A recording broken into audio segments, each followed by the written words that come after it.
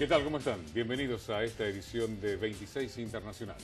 El primero de los temas que vamos a tratar, la nueva guerra comercial de Donald Trump, esta vez contra Turquía.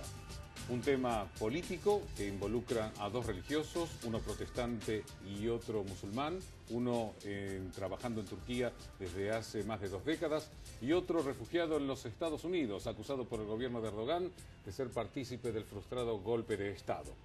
Pero la cuestión política golpeó en la economía turca, con la devaluación de la lira. Y el presidente Erdogan salió a hablar diciendo, esto es una conspiración internacional. Esto lo están llevando a cabo los de afuera para afectar a la economía turca y además al país. Turquía no es un país cualquiera. Es un país miembro de la OTAN, es un país que tiene fronteras con Asia, y de hecho está en Asia y en Europa. Tiene también bases estadounidenses, tiene un problema también con los kurdos y de hecho ahí también radica uno de los problemas porque Donald Trump apoyó a algunos de los movimientos kurdos que combaten al Daesh y eso para los turcos es anatema porque en realidad los kurdos están siendo, sobre todo el PKK, el Partido de los Trabajadores del Kurdistán es considerado por Turquía y también por la Unión Europea como una organización terrorista. Pero el hecho es que golpeó a la economía. El hecho de tener un nuevo ministro de Economía, que además por casualidad es el yerno de Erdogan, no fue bien recibido por la propia bolsa turca y tampoco por la economía turca, que comenzó a que la lira, o provocó que la lira turca cayera. El hecho es que Erdogan dijo, esto es una guerra económica. ¿Qué le aplicó Trump? Aranceles al acero y al aluminio turcos. Él además importa el acero turco. Y además Turquía también ha respondido, aunque de una manera un tanto débil. Lo que sí ha sido increíble, el tema de los propios turcos. Cuando Erdogan les dijo, señores, debemos sostener la moneda nacional. Y le dijo a los ciudadanos turcos, vendan el oro que tengan, vendan los dólares que tengan, vendan los euros que tengan y conviértanlos en liras turcas. Y la ciudadanía eso hizo. Algunos dicen, bueno, esto no va a mover mucho el amperímetro, pero simbólicamente es un hecho muy fuerte. Tanto que se quedaron sin liras y se tuvo que terminar un poco ese tema, por lo menos por el día de hoy. Vamos a hablar de este tema y de otros. Para eso hemos invitado a Enrique Romero, que hoy gentilmente nos acompaña. Enrique, bueno, aquí tenemos el tema turco y ahora, otra vez, Donald Trump encontró un enemigo. Es un jugador de póker y ahora la contrapartida es Tayyip Erdogan. Ya Trump lo dijo, no estamos en buenas relaciones con Turquía ahora. Bueno, ¿qué tal, Manuel? Para entender la situación, ¿por qué Turquía? A lo largo de los milenios, Turquía siempre fue el punto de inflexión geopolítica entre Oriente y Occidente. Es un país que ocupa los dos continentes. Todos los proyectos que tienen que ver con llevar energía de Medio Oriente a Europa pasan por Turquía, sean los proyectos de los chicos buenos o sean los proyectos de los chicos malos. Entonces, Turquía, hoy por hoy, podemos decir que está sufriendo un golpe de mercado. Eso está claro. Hay un ataque contra Turquía que busca desestabilizar el gobierno de Erdogan, que ya viene siendo intentado desestabilizar. Pero se lo ha criticado desde mucho. hace tiempo. Se lo ha criticado mucho por ya tener posturas un tanto diferentes. No debo decir extremas, pero diferentes, es decir, alejadas de las ideas de Mustafa Kemal. Sí, empieza Erdogan a amenazar con sacar los pies del plato. Y eso pone muy nervioso al establishment de Occidente. ¿Sí? Lo pone muy nervioso. Está cerca de Rusia, ¿no? Empieza a mirar para el lado de Rusia, empieza a mirar para el lado de China, empieza a decir, ¿y qué pasa si al dólar lo dejamos de lado? Este llamamiento que hizo a su propia población y que su población le respondió, increíble, le debe estar ahora dando mucha más fuerza a esta intención de dejar el dólar de lado. Y Turquía, el problema, como vos lo mencionabas, sí es miembro de la OTAN. Claro. ¿Qué pasa si Turquía decide abandonar la OTAN? y pasar al otro lado. No se me pasó por la cabeza que eso pudiera llegar a ocurrir. Hace tiempo que vienen estudiando la posibilidad de una Turquía desalineándose de Occidente y alineándose para el otro lado. Bueno, no la dejaron entrar en la Unión Europea. No la dejaron entrar. Todavía no entra. Por eso mismo. Por eso sigue teniendo la lira y que tal vez esta vez se salve gracias a su propia lira. Tiene moneda soberana Turquía, cosa que ningún país europeo tiene. Es verdad. Los países europeos tienen su soberanía monetaria entregada a un organismo supranacional que es el Banco Central Europeo, que depende de una serie de tecnócratas que deciden cuánta moneda le corresponde a cada uno de los países integrantes de la Comunidad Europea. No por nada, Inglaterra no aceptó formar parte del euro y no por nada, Suiza tampoco. No, ni de la Unión Europea. Ni de la Unión Europea. Pero analicemos un poco... Nunca le fue mal. No. Es un fenómeno raro y da para otro análisis largo. Sí. Muy largo. Muy largo. ¿no? Pero analicemos un poco los números de Suiza. A ver. Todos los medios gráficos internacionales en estos Suiza, días de Turquía, perdón. Todos los medios gráficos internacionales en estos días han hecho análisis buscando aclarar ciertos puntos que tienen que ver con esta crisis turca. Lo primero, hablan del cortocircuito político generado por la retención de este clérigo Andrew Browson, ¿no? Por parte del gobierno de Erdogan. Pero bueno, también es un poco en respuesta a el refugio que le da, el asilo político que le dan los Estados Unidos a el otro clérigo, el Fethullah Gulen, que fue casualmente, según el gobierno de Erdogan, el artífice, el ideólogo del golpe de Estado fallido que intentaron derrocarlo en Erdogan 2 años atrás. Es verdad. O sea, no son cosas que todavía terminaron de aclararse. Hubo un golpe fallido en 2016 que intentó sacar a Erdogan del gobierno. Ese golpe fue sofocado por el propio Erdogan, pero todavía no está aclarado. Si bien no fue durante el gobierno de Donald Trump hoy como que seguiría avalando cosas que avalaba la administración de Obama en lo que respecta a la relación turca. Después, números. La lira perdió un 20% el viernes pasado de devaluación. Y esto porque Donald Trump decidió ponerle al acero y al aluminio turco aranceles del 50 y del 20%. Pero entendamos una cosa, miremos bien el mapa, miremos un globo terráqueo. Para entender geopolítica no hay que mirar el mapa plano, hay que mirar en el globo terráqueo, ¿no? Veamos dónde está Turquía. Las exportaciones de Turquía no van mayoritariamente a los Estados Unidos, van mayoritariamente a Europa, a Rusia, a Medio Oriente, a China.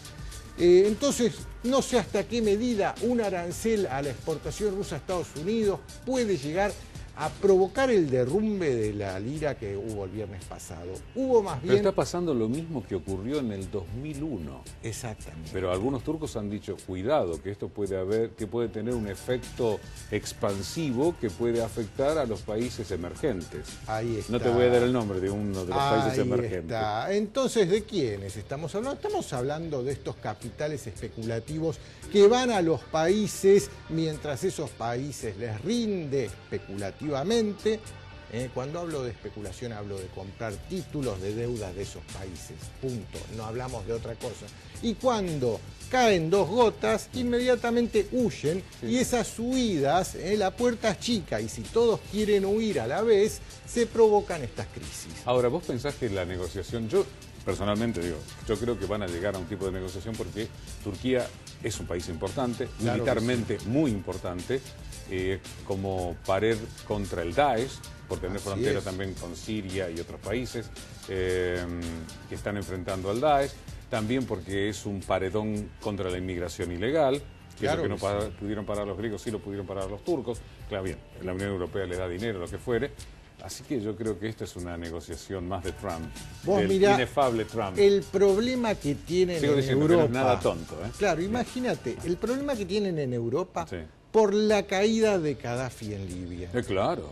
Imagínate en este contexto actual una caída de Erdogan en Turquía. No se puede dar ese lujo. No se podría dar este lujo para nada. Pasó, y antes pasó en Irak. Lo mismo. Lo mismo. Lo mismo. Entonces es una barrera de contención. Y frente también a un conflicto sirio que todavía no termina de resolverse, y siendo Turquía también un actor fundamental en este conflicto. Pero déjame terminar con algunos números de la economía turca. La economía turca tiene un 16% de inflación anual. Para nosotros es una envidia. Para los turcos es una catástrofe, está claro. Pero el crecimiento del PBI en 2017 fue del 7,4%. Entonces, no podemos hablar de una economía débil, no podemos hablar de una economía que depende de los Estados Unidos. Los turcos, a nivel crecimiento de su economía, están haciendo las cosas bien. Y esta recuperación inmediata que tuvo la lira frente a este golpe de mercado que sufrieron el viernes pasado es la muestra. Lo que sucedió el viernes pasado fue un puro ataque especulativo, pero después hay muchas otras cosas. El nivel de exposición que tiene Turquía al endeudamiento con los bancos internacionales es alto. Me recuerda también a un país que nosotros conocemos con eso. Entonces siempre va a estar expuesto a este tipo de especulaciones.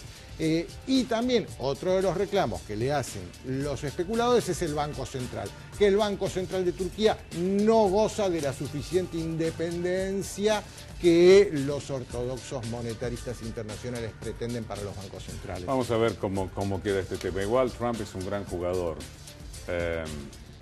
Como Trump sigue haciendo las cosas así, seguro lo reeligen. Yo creo que sí.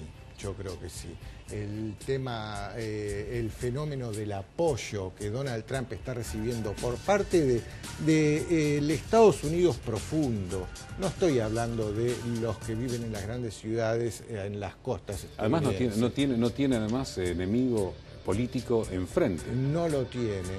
Y llama mucho la atención los candidatos que están surgiendo por parte de los demócratas para las gobernaciones. Ya dan risa.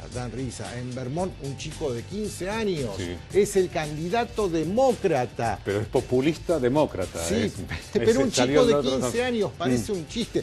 A ver, les están tomando el pelo a los electores ponerle de candidato a un chico. En otro estado hay un transexual que también va a ser el primer candidato transexual de la historia.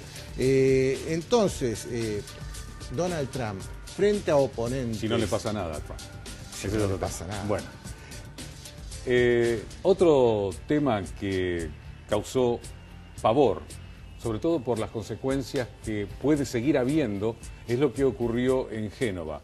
Se derrumbó un puente construido en la década del 60 y que en realidad después, según los datos que se han tenido, en 5 años en Italia se cayeron 10 puentes.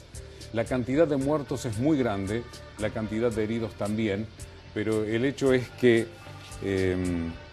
las autoridades están poniendo el grito en el cielo y ahora están empezando a hacer caso a los arquitectos, porque algunos dijeron que era una catástrofe anunciada. Es intolerable que una tragedia de estas dimensiones se produzca en un país como Italia en el año 2018. Esto no puede suceder en un país desarrollado. Esto lo dijo el subsecretario de Infraestructuras, Edoardo Rixi, que es miembro de la Liga Norte. Algunos decían que se trataba de una tragedia anunciada. El ministro de Infraestructuras, Danilo Toninelli, del Movimiento 5 Estrellas, habló claramente de escaso mantenimiento del viaducto y de las infraestructuras en general.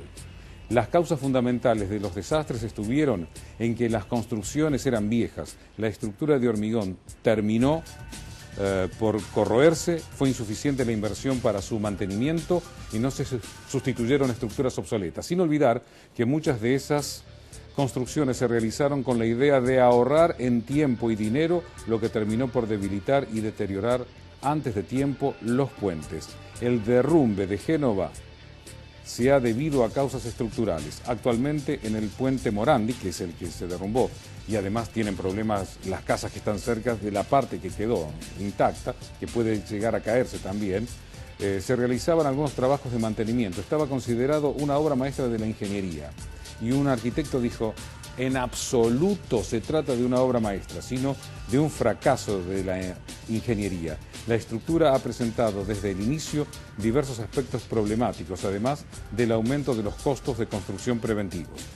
A lo largo de los años se han necesitado actuaciones extraordinarias, entre ellos la sustitución de los cables de suspensión a finales de los 80 y principios de los 90. Desde hace tiempo que el puente Morandi tenía que haber sido sustituido y reconstruido. Pero también hay otras imágenes de esta tragedia. Por ejemplo, la tragedia que no fue para un conductor de camión. Este conductor del camión de reparto, lo estamos viendo en la imagen ahí, ahí quedó, ahí. El conductor de un camión de reparto se quedó a escasos metros de caer al vacío tras el repentino derrumbe del puente Morandi. El conductor está bien, pero en estado de shock. Distribuía productos de los supermercados Vasco. Fue rescatado y se le hicieron controles médicos. El presidente de Vasco, de nombre Giovanni D'Alessandro, dijo: ese es un tramo de carretera que nuestras furgonetas recorren todos los días.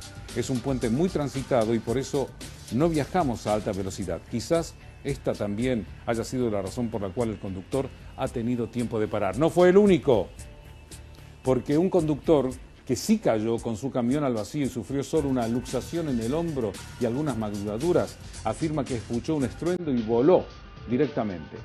Se salvó.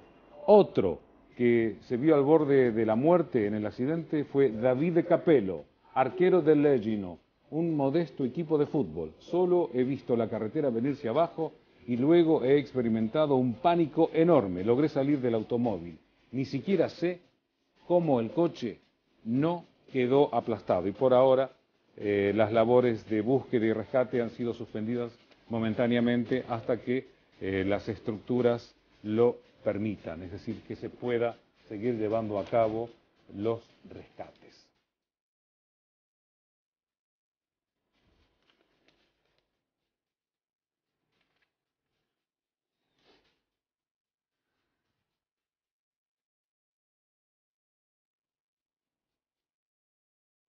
También el Parlamento británico fue el blanco elegido, según las autoridades, de un atentado que las propias autoridades londinenses han calificado como acto terrorista. No es la primera vez que ocurre un ataque de este tipo en este lugar, en Westminster. Es que justamente, y debido a los anteriores atentados, donde murieron varias personas, es que las autoridades habían colocado distintas barreras, distintos niveles de contención. Pero es así que, en realidad, esta persona, después de dar unas cuantas vueltas, la persona fue detenida y además fue identificada. Su nombre es Salih Khater, de origen sudanés. Es un británico de origen sudanés. Se llevó por delante a dos ciclistas. Se lo ve ahí como va entrando, las imágenes lo van a ver, se va a ver claramente. Ahí se ve. En 2017 fue el lugar de un atentado en la que fueron asesinadas 5 personas. El atentado fue reivindicado por el Daesh, que es un acrónimo árabe para el autoproclamado Estado Islámico. Y el atacante en ese momento fue identificado como Khalid Massoud. También ahí fue asesinado un policía desarmado.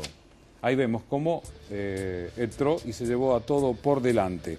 Ahora, la policía dice que esto es un atentado terrorista y las investigaciones continúan con respecto a este tema. El hecho es que aún no ha declarado esta persona y además, otro tema, Enrique, no estaba fichado. No, no estaba fichado. Evidentemente se trata de un loquito suelto. Y bueno, loquitos sueltos potencialmente claro, son todos los habitantes de Londres. Acá hay que ver si respondía a una cuestión psicológica, un ataque de locura, o una cuestión ideológica. Si se trataba de una cuestión ideológica, sí, estamos frente a un atentado grave que hay que tomar precauciones. Pero el atentado no... Pero Enrique, frente a la gente que enloquece, ¿qué precauciones se pueden tomar? Pues contra un atentado terrorista, ¿no? Porque tiene el 50% que es la sorpresa. Sí. Eso es lo que le hace vencer. Así pero además es. Un atentado no necesariamente lo tienen que llevar 5 personas. Que sí, pero lo puede llevar una sola y puede hacer un desastre. De hecho, en 2017 hizo un desastre. Evidentemente, la modalidad que ahora tienen los terroristas es la del lobo solitario, la de atacar por cuenta propia, en arrebatos de locura. no parece ser algo orgánico, no parece ser algo organizado en base a una célula terrorista, simplemente respondió a un impulso psicológico. Eso es lo más peligroso, el loco suelto. ¿Y cómo se hace para prevenir? No hay manera de prevenir eso hasta que no sucede. No la hay en todos los países del mundo. Ya que mencionaste de todos los países, pero sobre todo los países europeos que han sido el blanco elegido por estos locos sueltos, o por ahí que son hijos de inmigrantes de segunda o tercera generación, que por ahí los padres sí se asimilaron, se unieron a la sociedad que los recibió. Sin embargo, ellos tienen una actitud negativa con respecto a los países en los cuales han nacido y cuya cultura teóricamente han mamado, han recibido. Pero claro, se han educado en los colegios del país que los ha acogido. Y a muchos de ellos de buena posición social, mismo mujeres y varones, de buena posición y buena educación, en algún momento decidieron que querían unirse al Daesh y volverse terroristas o esposas de yihadistas. Es inentendible en aquellas chicas de buena familia y de buena educación, los propios padres lo decían. No podemos entender qué es lo que ha pasado. Pero el hecho es que no solamente en Londres, les vamos a mostrar ahora un video que está dando vueltas por las redes de una periodista australiana que decidió visitar una zona de Sydney, un barrio que se llama Lakemba, y ver si se parecía a Molenbeek, es decir, en el Reino de Bélgica, o si había la misma problemática que en Europa. Si todas las zonas prohibidas lo eran, ya que había sido oído historias extrañas sobre ataques y disturbios, si estaban integrados o no, pero las cosas le fueron mal desde el principio. Le dijeron que no había razones por las que pudiera estar allí. Hasta la propia policía australiana actuó de manera extraña. Mírenlo bien. Esta es la periodista. Speaking. Inspector Rick Ages from Campsie Police. Yep. I've been informed that you're intending to attending the Lakemba Mosque. Is that correct? I actually have no intentions of attending. I was just planning on walking through the streets and seeing how the culture was here. Yes? Yeah. Are you satisfied with that? Yep. So where do you intend on walking to now? I was just going to walk out and check how the mosque was. Check where the mosque was? Yeah. Would I not be allowed to attend if I wanted to? I've got grave concerns that you may cause an imminent breach of the peace down there, so I'm asking you not to attend. Why would I cause a breach of the peace? Because it's highly religious down there. So would it be me causing a breach of the peace, or would it be the people there? Well, your presence may cause them to be, be offensive and be objective to your attending there. And so that would be them being offended by me. Can you not interview me? The local community walk around here without any fear. I walk around here without any fear. Right, but I'm a critic of Islam. Yes. So I can't be in this multicultural because my culture is allowed to have free speech and criticizes I understand Islam. you have your own beliefs and you're allowed to have your own beliefs. I have no issue with that. I'm asking you not to attend down there because I have a fear that you may cause an imminent breach of the peace. In doing so, you may commit an offence. Am I allowed to walk through the area? I'm asking you not to go down the Haldon Street. You're asking me, but do I have the legal right to walk down this area? At this point in time, no.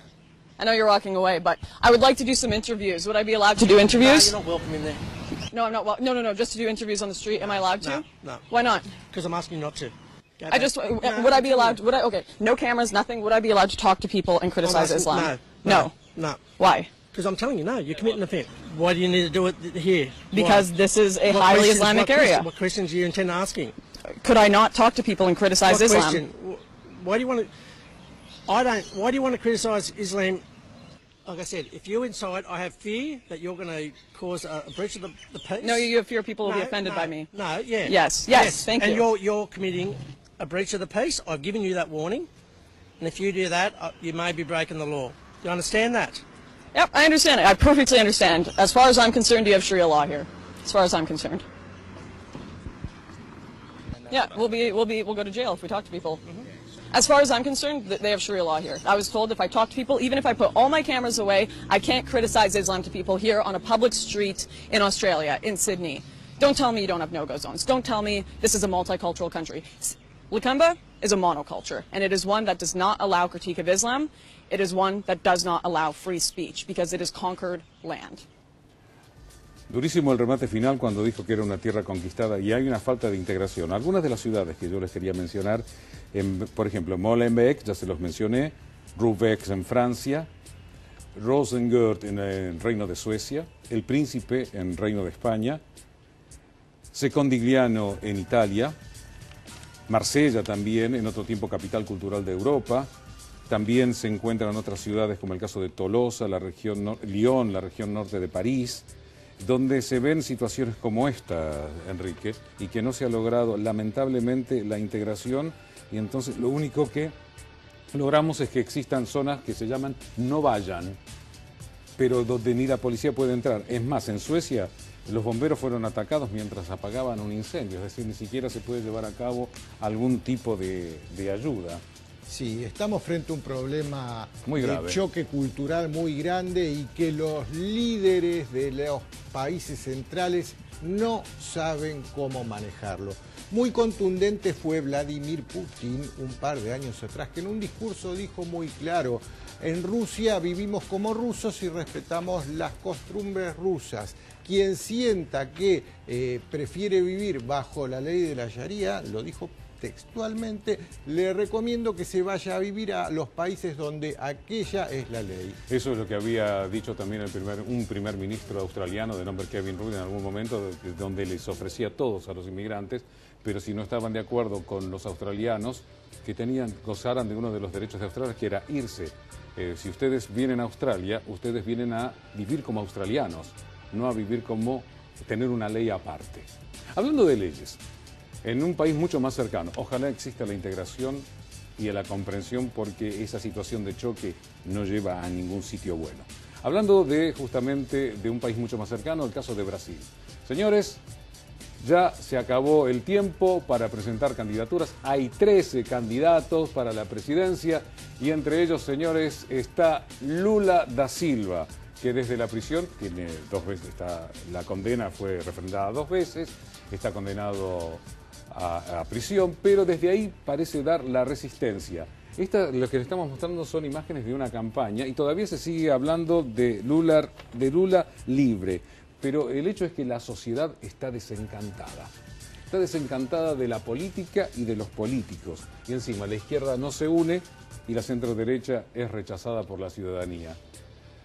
Con los problemas económicos, el problema de violencia, Lula. Sí. ¿Vos lo ves presentándose? Bueno, queriendo sí. Acaban de nombrar a quien va a partir de ahora a ser la jueza nacional electoral, el equivalente a nuestra jueza Servini, que también es una mujer de apellido Weber. Ella va a ser quien va a tener que decidir y habilitar la candidatura de Lula. ¿Qué va a pasar en los próximos días? No se sabe, es la gran incógnita. Todo apunta a que sí, que no le van a proscribir la candidatura a Lula porque se incendia el país. Hay algunos que están diciendo que a Lula no le correspondería. Vamos a ver. Lula tiene que seguir peleando aunque sepa que no va a estar. Enrique, gracias por habernos acompañado. Vamos a seguir muy de cerca el tema de las elecciones en Brasil porque es un hecho muy interesante y similar a lo que ocurre en muchos países. A ustedes, gracias por habernos acompañado.